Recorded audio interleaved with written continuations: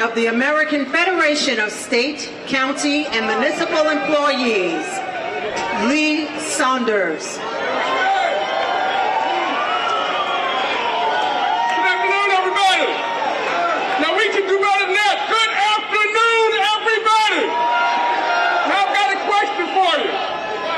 Is labor in this house? Is labor in this house? AFSCME is in this house. All right. So if you're demanding justice, if you're demanding accountability, if you're demanding a fair shake in this economy, then let me hear you make some noise, everybody. Make some noise. It's an honor for me to be representing AFSCME's 1.4 million members across the country, providing essential public services to our citizens. We are proud. We're proud of what we do.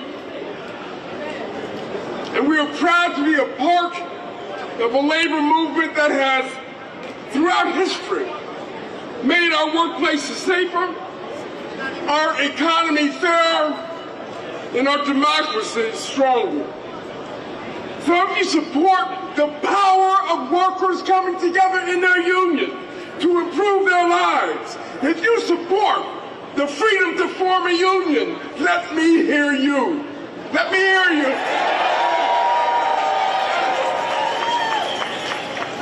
You know, today marks 62 years since the March on Washington, when Dr. King shared his powerful dream.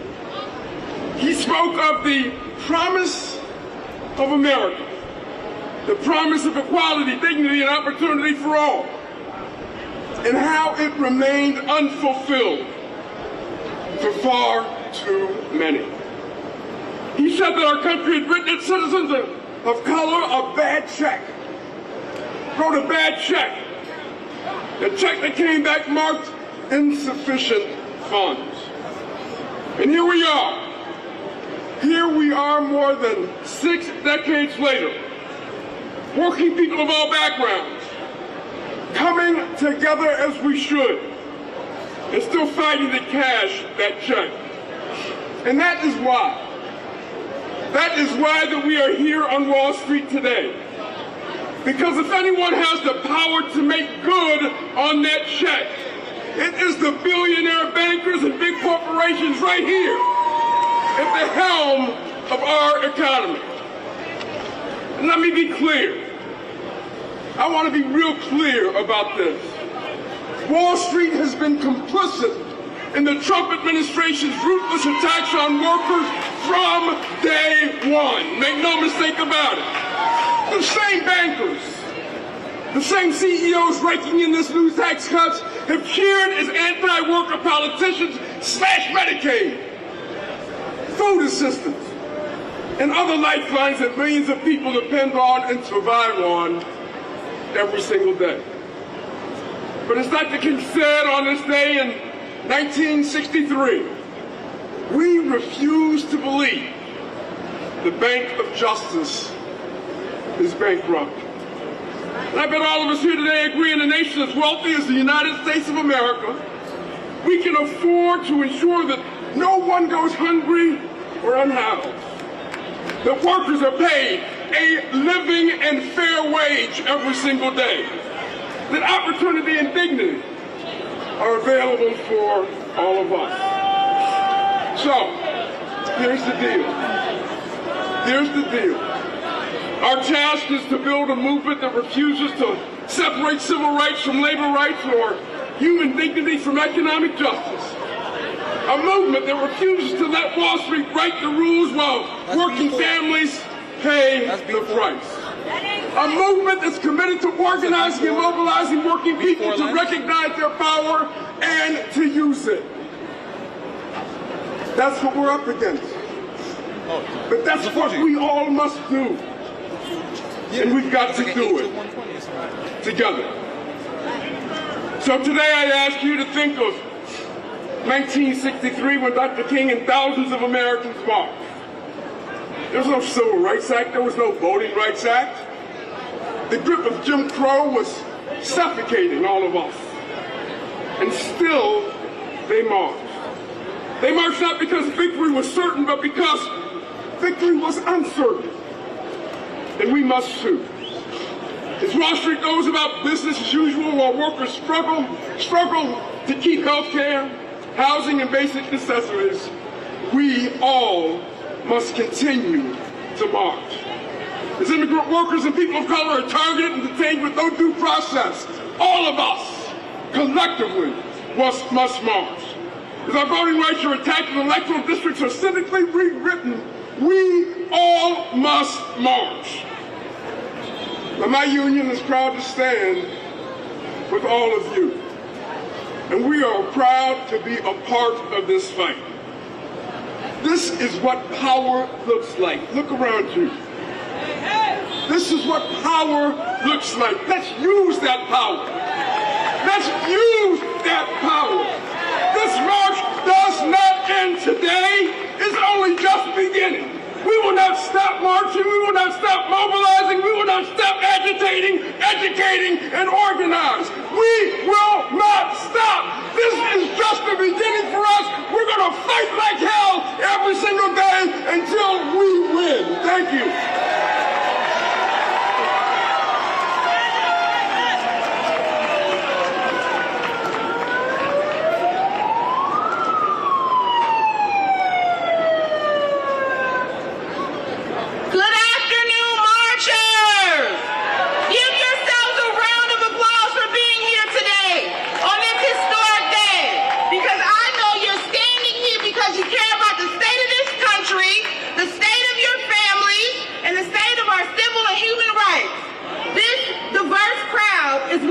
America great. I'll say that again. This diverse crowd is what makes America great.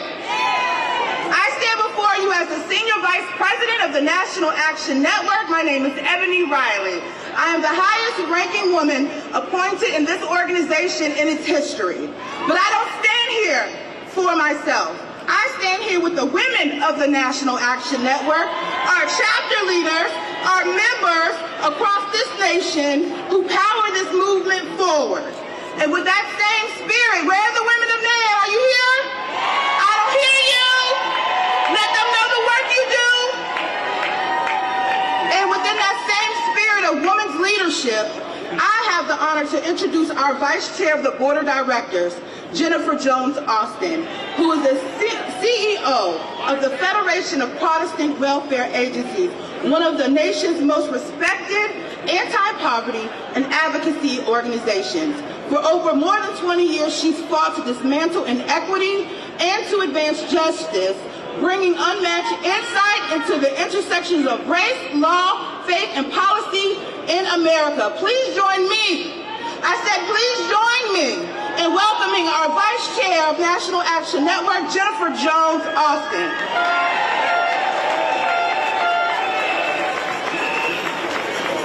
In 1963, we marched on Washington for jobs and freedom. Today, we march on Wall Street for jobs and freedom. In 1963, we went to the epicenter of government and decision-making. Today, we come to the epicenter of business and deal-making. In 1963, we marched for equality. Today, we march for equity. Since Donald Trump was elected, companies that live and die by the valuation of their Wall Street stock prices have abandoned their DEI efforts. Big corporations that greatly benefit from just under $2 trillion in black purchasing power. Wall Street companies play a critical role in our nation's economy, accounting for millions of jobs and trillions in goods and services. In other words, they have the power to push back against efforts aimed at cutting off our ability to survive and to thrive. Reverend Sharpton and Martin Luther King III have summoned us here today to say to corporate America, don't be fooled. Roll back DEI and reduce productivity and innovation. Reverse employment gains for marginalized communities. And not only will people suffer, our economy and you too will suffer. Roll over with Trump and risk your profit margins and shareholder returns. The data doesn't lie. Only when all people thrive will business, the economy, and this nation thrive. Thank you.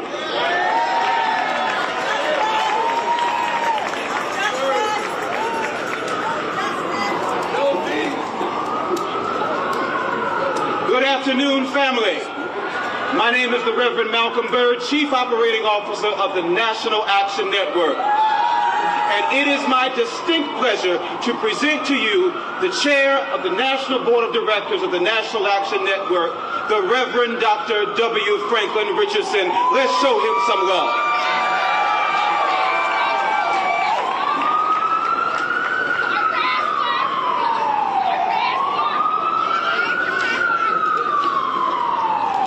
Good afternoon. What a powerful sight. What a powerful moment. We have come here today to let the world know that we are not asleep, that we're ready to move and challenge the status quo so that the work of our forefathers and mothers, sacrifices that they've made, will not be lost and will not be set back. We are determined to go forward. I'm grateful to greet you as chairman of the National Action Network, and I want to pause to celebrate. You can't hear me? The siren.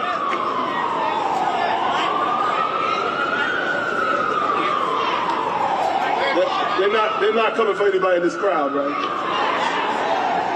All right. But I really want to say is that we thank God for the leadership of Reverend Al Sharpton. He has been a critical thread for the last 50 years in addressing the issues of our communities. And he has not grown weary, he has stayed focused, and we celebrate his leadership here today. On behalf of the Board of Trustees, I want you to know that we appreciate your ongoing support of the National Action Network. We have come today from the District of Columbia to the District of Finance, because we recognize that both of these districts determine the quality of life that we are seeking in this nation. And without a consciousness, we cannot do all of our fighting in capital. We must do our fighting in this financial district and in financial districts across America, because we know that at the end of the day, the people who are making decisions behind the closet doors are making those decisions based on what is good for them. And when they see us stand up and say, we're not going to take it anymore, because we know the connection between the capital, the nation's capital, and the financial capital here in New York and across America. So today we made the link. We've made the link.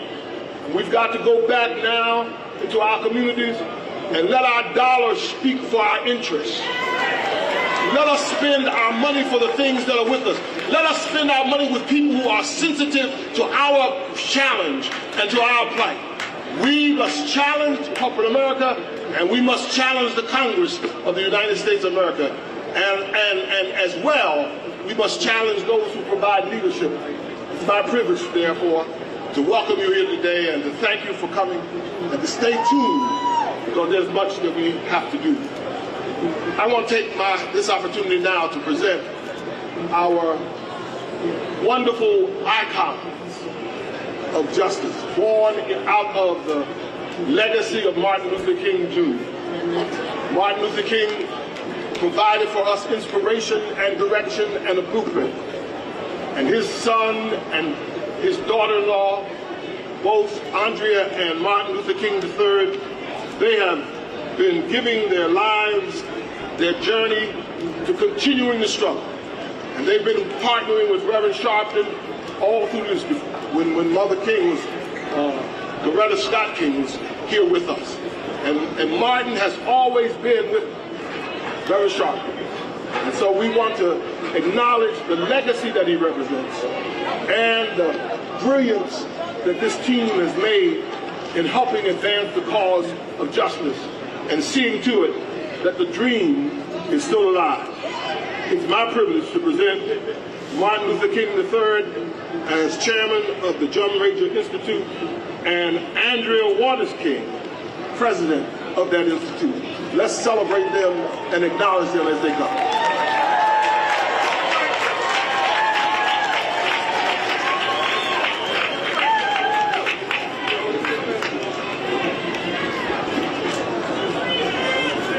Good afternoon.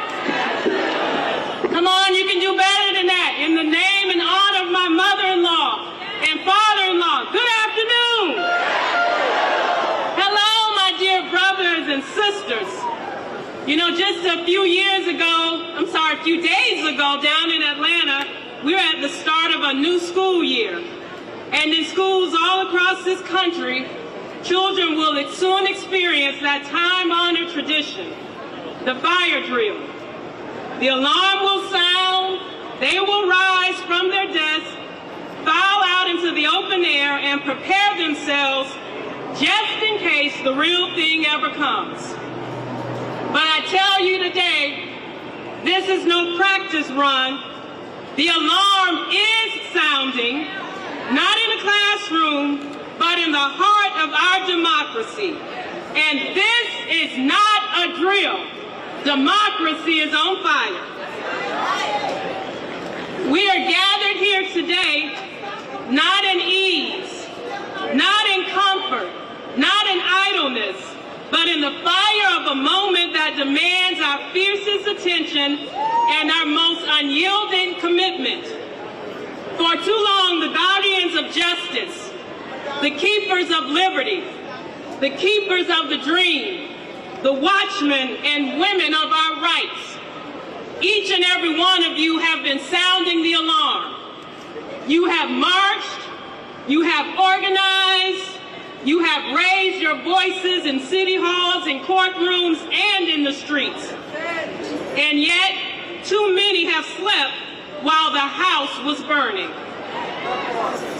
But I declare to you today that we will not sleep, we will not sit down, and we will not be silent. As Thomas Jefferson reminded us long ago, eternal vigilance is the price of freedom. And I say to you now that the price is due. Not tomorrow, not next year, but right here and right now. Because, my friends, we are living in a time when truth is twisted, when lies are lifted up as law, and when power bows not to the will of the people, but to the purse strings of the powerful. And we are witnessing the slow erosion of voting rights. We are seeing the machinery of democracy choked by greed and gerrymandering, by fear and by falsehoods. Institutions that once stood as bulwarks of freedom are now under siege by forces that would rather rule by division than govern with dignity. But in the honor and the remembrance of Martin Luther King Jr. and Coretta Scott King, let us not despair, and let us remember the words of the great soul Mahatma Gandhi, who said that when I despair, I remember that all through history, the ways of truth and love have always won. There have been tyrants and murderers, and for a time, they can seem invincible. But in the end, they always fail. Think of it, always. So yes, tyrants rise. Yes, the night grows long, but morning is always on the side of the righteous. We must never forget that truth, love, and justice are never on the side of the oppressor. They never have been, they never will be. They are always and forever on the side of the oppressed. When the powerful seek to silence dissent, it is because they fear the truth that justice demands. When the corrupt attempt to strip away your vote, it is because they know your voice carries the weight of history. When hatred and division try to tear us apart, it is because unity has always been the death knell of tyranny.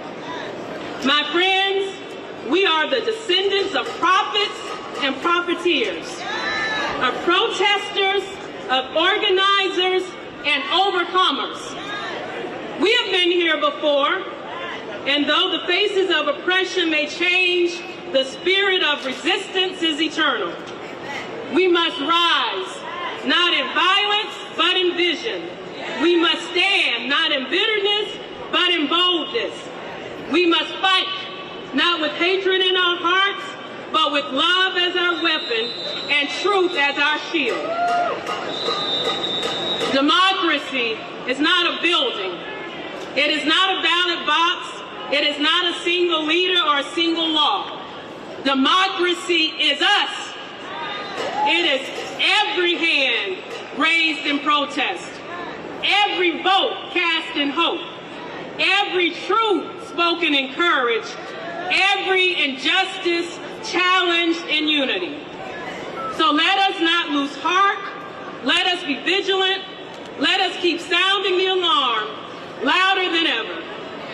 Let us be the fire that burns away corruption. Let us be the light that leads us out of this darkness, because though democracy may be on fire, the people, we the people are the water. And together we will rise like a mighty flood and put out the flames of injustice for good. So thank you, and may truth and love and justice guide us forward.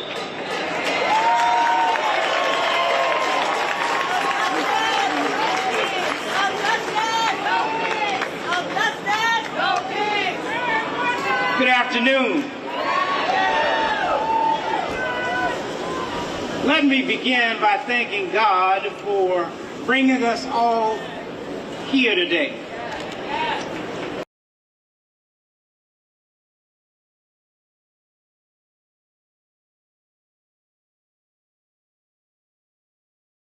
Equally as safe.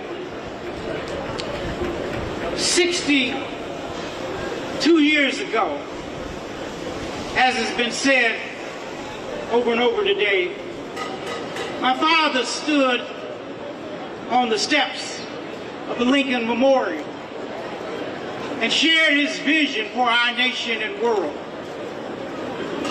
I want to start by saying some have tried to continue the work that he and his team began. But I must first thank the National Action Network and Reverend Al Sharpton for convening us today on Wall Street, which is where businesses are made and trillions of dollars are made. Now, my father said in 1963 that he talked about a check that had been prepared and sent to the National Treasury. And that check was to give us the riches of freedom and justice, health care, and so many other things. And at that time, he said, that check came back marked insufficient funds. But he went on to say that I know the Treasury is not bankrupt. And although they're telling us today, oh, we are we're running a deficit, but yet billionaires have quadrupled their money. And in a real sense, we must create a climate where people truly can raise themselves by their own bootstraps. But you can't say to a bootless person, raise up by your own bootstraps. We must create that climate, that economic climate, where housing is affordable. That climate where health care is available for all. That climate where the greatest education that anyone can get exists. Guess what? That is here in the United States. That's not saying that we're better than anybody else. But yet, many of our folks, young folk, are not able to read. Something is wrong with this nation. My father would say that something is wrong. We are not on the trajectory that we should be. But he would never lose hope in people. Even though he even talked about toward the latter years that he was concerned that he was leading people into a burning house. Think about what that means, because Andre just talked about this is a real fire alarm. This is a real crisis. Part of that is because we are not engaged enough. Yes, us here are engaged. But when you understand, just in the black community, we spent $1.3 trillion last year. Have we ever stopped to think about what that means? We would be the 8th largest nation on planet Earth if we learned how to work together. I'm not talking about segregation, but I'm talking about supporting and lifting us all up. That day must come if we want freedom, justice, and equality. That means turning to each other and stop turning on each other. That means possessing a kind of love that Dad called it agape love. It's totally unselfish. You love someone if they're old, you love them if they're young, you love them if they're rich or poor, black or white, Native American or Hispanic or Latino American, African or Asian. You love them because you know that God calls you to embrace that kind of love. That is part of what we got to do in this quest. Because the ship appears to be sinking. And we cannot allow that. In fact, I want to say we will not allow that to happen. And so let me end by saying, do not get any ways tired. Because you know, we've come much too far from where we started. Our God didn't tell us our roads would be easy. But our God is not going to leave us. So stand tough. Never give up. Never give in. Never give out. Keep moving forward. And one day, we will realize the dream of Martin Luther King Jr. God bless you.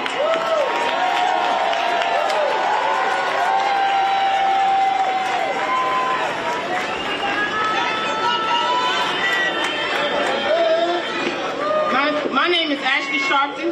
I'm the director of National Network's Youth and College Division and founder of Names Republic, and the youngest daughter of Reverend Al Sharpton. The Bible says in Daniel 3 that 3 Hebrew boys refused to bow to the empire statue. That is our posture. We will not bow. To book bans, to voter purges, to DEI rollbacks, to the erasure of our history, we will not bow. Dr. King dreamed so we could wake up and stay up. Reverend Jackson pushed to keep hope alive. And Reverend Al Sharpton defined this era of no justice, no peace. From Bensonhurst to Wall Street, Reverend Sharpton was cut and kept marching. He was mocked and kept showing up. He turned weekly rallies into national policy and pain into possibility. That is vision, that is sacrifice, that is leadership worth following and becoming. So I ask you, when your children ask what you did in the Trump years, what will you say? Did you scroll, or did you show up? Did you whisper, or did you march? If you choose legacy over likes, say it with me. We will not bow. We will not bow. To fear, we will not bow. To lies, to greed, to fear, to Trump. And today we follow the man who has never bowed. The man who stood on front lines when it wasn't safe, who turned pain into policy, who carried Dr. King's dream and Reverend Jackson's fight into the streets of our time. He is not just David Slingshot. He is David himself, steady and ready to take on Goliath, not hoping but knowing that giant will fall. He is the visionary who saw this march before others understood it, the leader who sacrificed his carved the path for us to walk, and the prophet of economic justice in our generation. It is my honor to present to you not just my father, but our leader for this day and time. God's messenger, the truth teller, the soul reacher, the liberation seeker, and truth teacher, the Reverend Al Sharpton.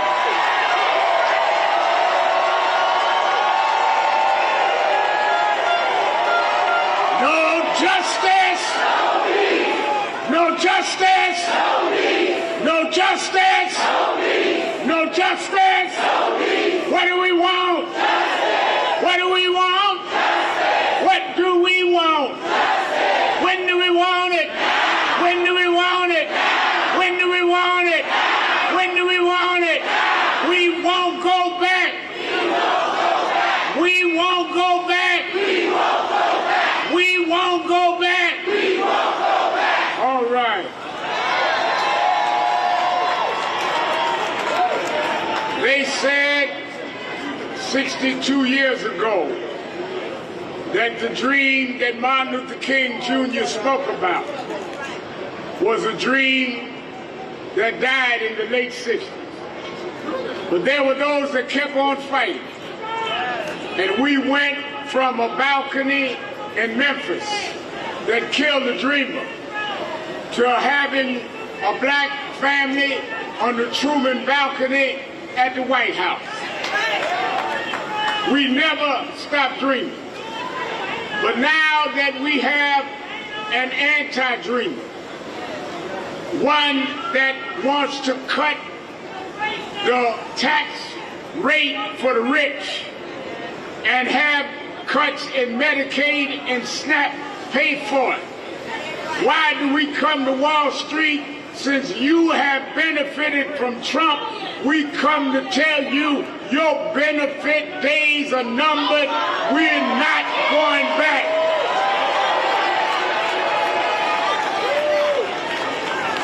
You said, well, we have a couple of hundred people. We were blocks long, thousands marched. We marched toward your offices because we know your address. And we're going to march and keep coming to you until we turn the economic inequality in this country around. We're not going back. Let me tell you something. The fact of the matter is the first thing traded on Wall Street was black bodies. The largest two ports for slave trade in America was Charleston, South Carolina, and Wall Street, New York. They stood us up right in this area and sold us like a bar of soap, sold us like we were some inhuman particle. But we come back the children of our ancestors. We come back ready to vote, ready to spend our dollars. We're not slaves anymore. We're not going back on the slave market. Donald Trump, get ready for the fight of your life.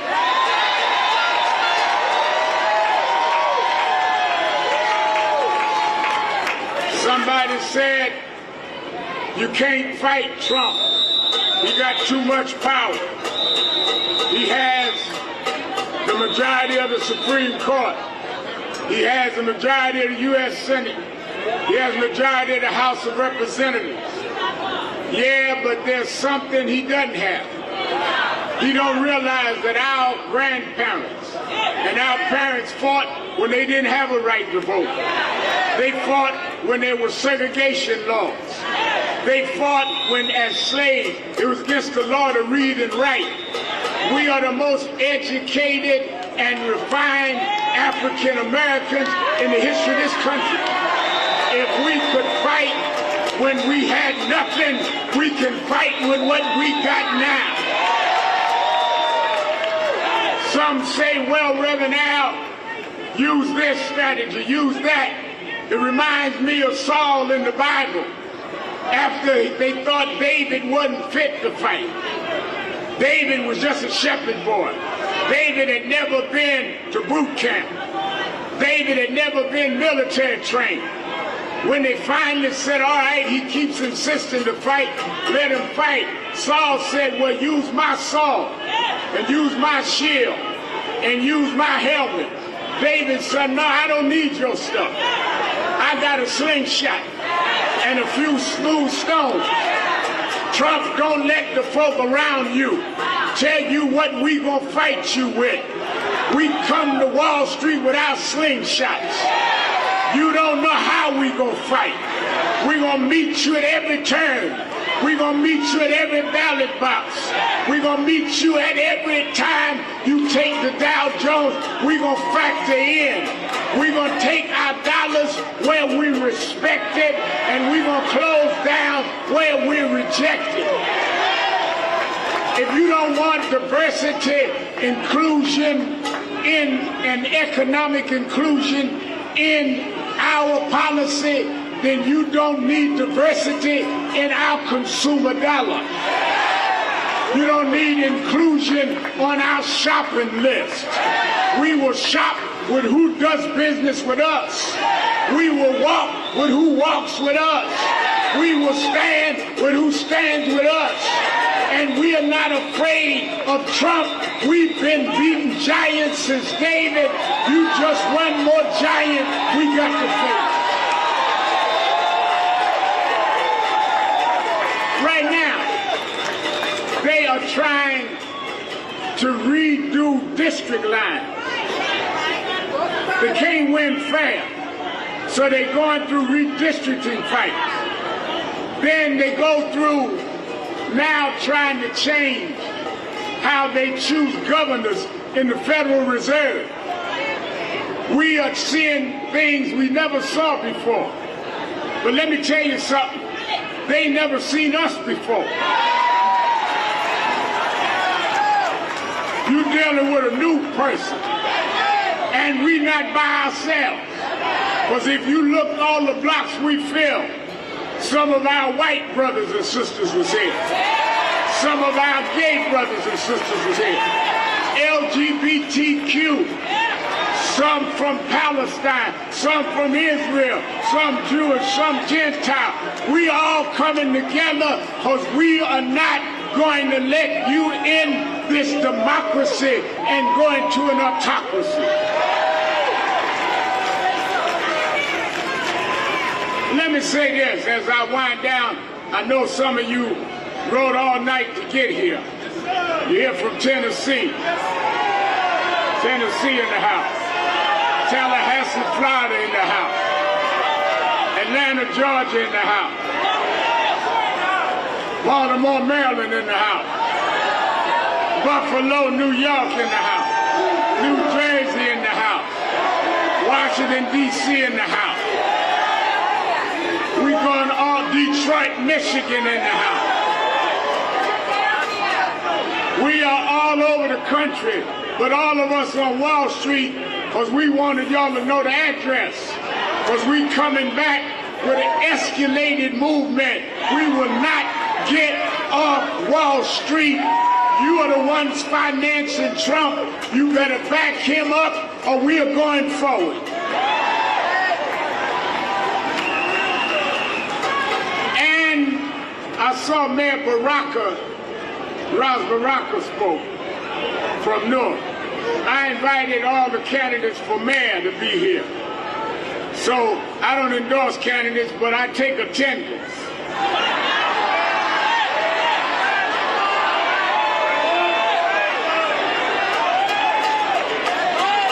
Let's hear from Andrew Cuomo. Oh, he's not here. Let's hear from Eric Adams. Oh, he's not here. Let's hear from Zohran Mamdani.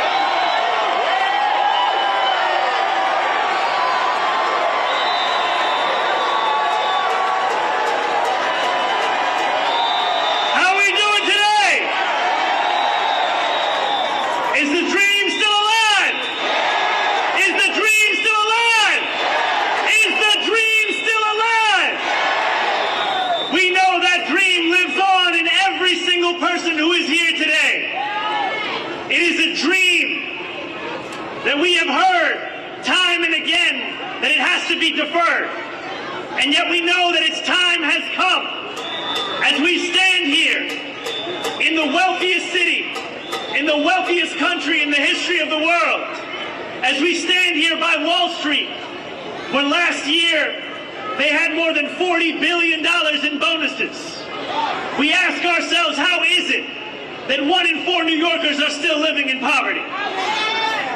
We ask ourselves, how is it that we have still yet to answer the question that Dr. King posed all those decades ago? Because what he said then, and what we must answer now, is what good is it to have the right to sit at a lunch counter if you can't afford to buy a hamburger? Our freedom is only as good as our ability to exercise it. And I want to thank Reverend Sharpton. I want to thank the King family for continuing to show that this dream lives on. And it will live on until we achieve that dream where every single person in this city and in this country has the dignity that they deserve in their lives. So my name is Zohran Kwame Mamdani.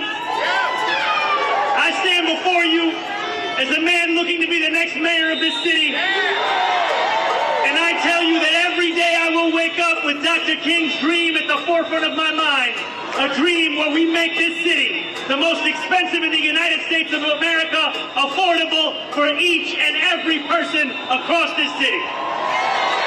So thank you so much for being here. Thank you for marching. Thank you to the Rev. Thank you to the family. And to Donald Trump, we say this to you. We will continue to fight for that which our forefathers have fought for. Because what we fight for is no less than what we deserve.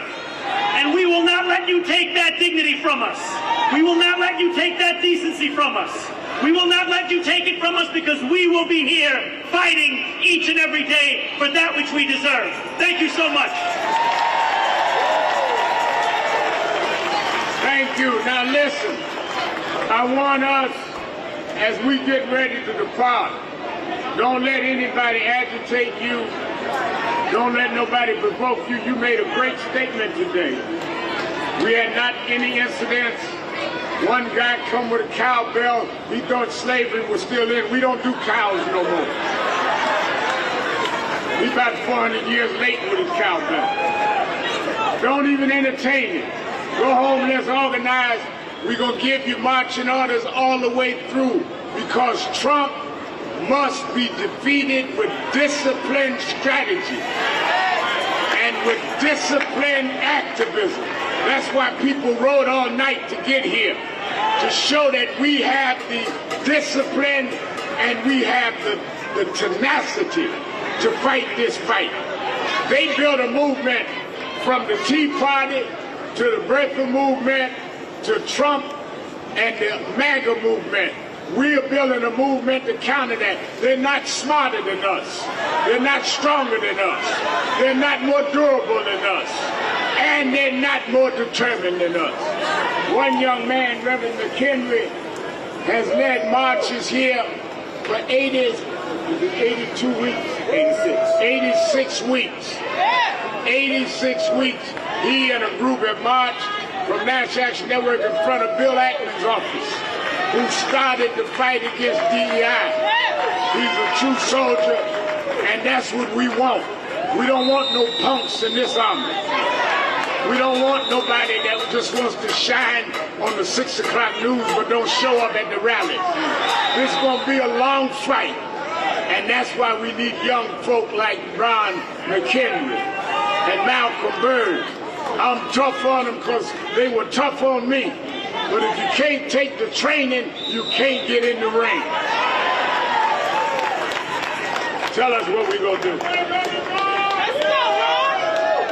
Let us just give praise to our leader, the Reverend Al Sharpton.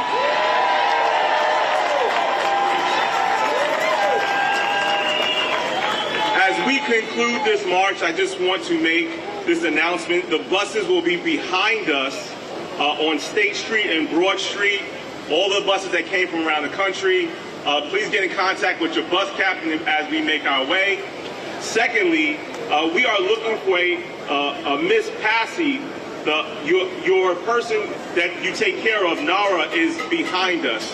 But as we conclude, the buses are behind us on State Street and Broad Street. God bless you. No justice, no peace. Everybody's singing. Everybody's singing.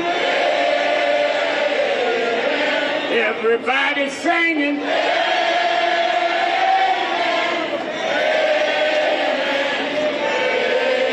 Came down to Wall Street to see about it. Everybody's singing.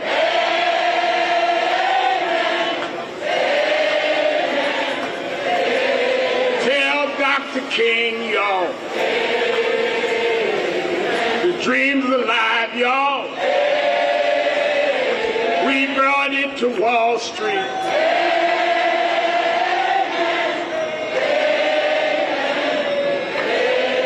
Sing it like you mean it. Y'all.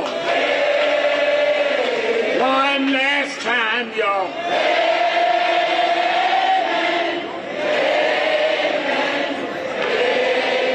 No justice. No justice. No justice. No justice. What do we want? What do we want? What do we want? All right, let's travel safely home.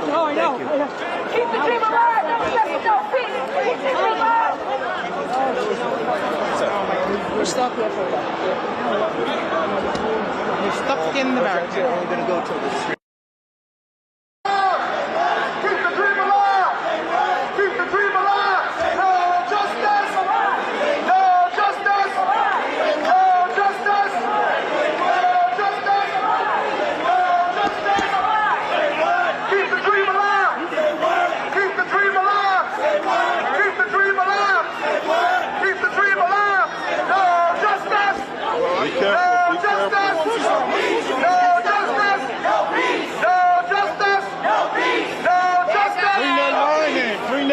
in there.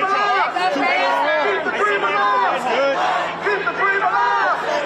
Keep the dream alive. Keep the dream alive. Keep the dream alive. Keep the dream alive. No justice. No justice. Yeah, you're good with that. You're good with that. Give the press badge, right? Yeah, just keep it up. It's good. No justice. Keep the dream alive. I'll give you one a little bit. Keep the dream alive.